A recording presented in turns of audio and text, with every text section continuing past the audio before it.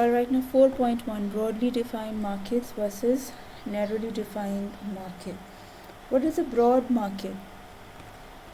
For example, food is a broad market because it encompasses so many things. It includes so many things. It's a broad market.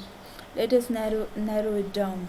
It includes meat, breakfast menu items, fruits, desserts, and many more items. And these items can be further narrowed down. Let's pick one of them. I'm picking breakfast menu items, cereals, dairy products. Even these can be further narrowed down. Cereals includes cornflakes and oats.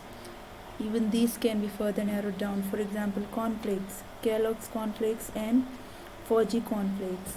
So goods which are broadly defined, in this case food, they have an inelastic demand, right? If prices of food increase, we cannot stop eating food because food itself does not have any substitute.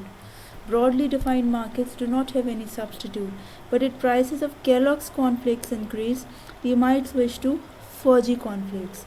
So goods which are broadly defined have an inelastic demand because they have got no substitutes.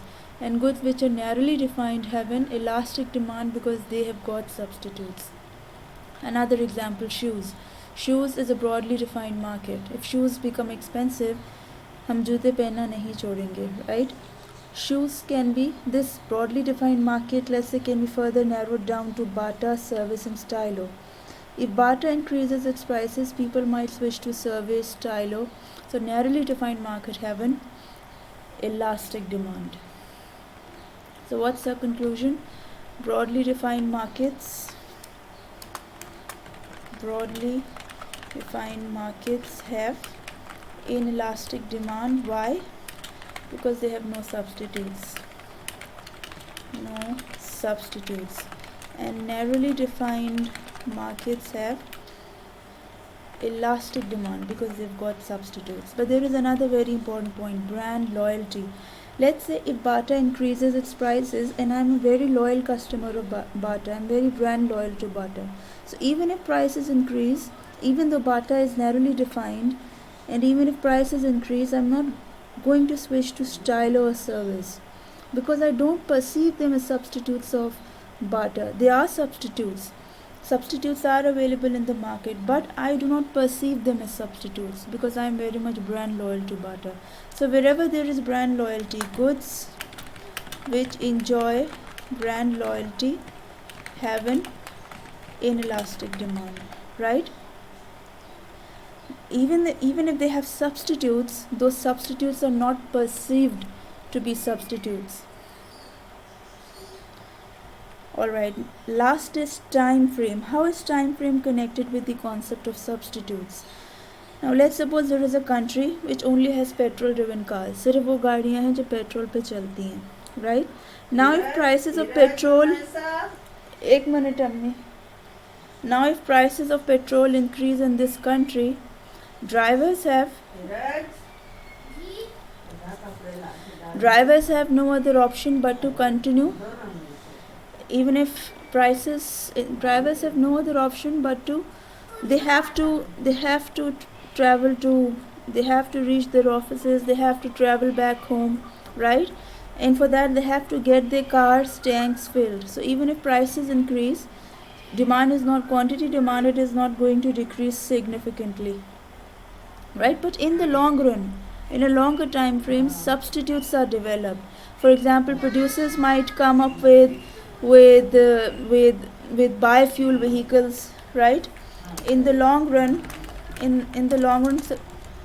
producers might come up with biofuel vehicles with cars which are run on solar panels. So in the long run, demand becomes elastic because substitutes are developed, right?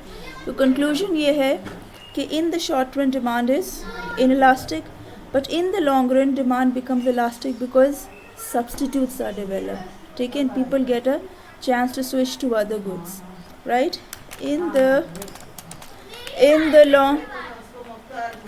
long run, in the long run demand. I won't be able to record this again, right? So that's the reason I want you to excuse me for the background voice. Do excuse me, please. In the long run, demand for good becomes elastic because substitutes are developed and become available, right? Okay, the last discussion that we have to do, demand curves for cigarettes in the short run, in the shorter and longer time frame. I'm plotting two demand curves, right? I'm plotting two demand curves for cigarettes. One is for the short run, one is for the long run. You have to tell me which one is for the short run and which one for the long run, right? This is a steeper demand curve. I'm coloring it green. Steeper जहाँ मैं बोल रही हूँ यानी slope ज़्यादा है. Another demand curve, this is a flatter demand curve. Both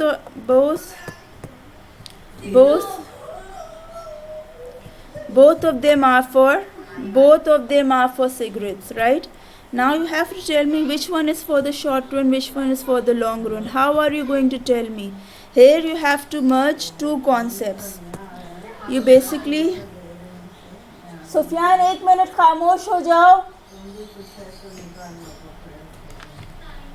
You have to merge.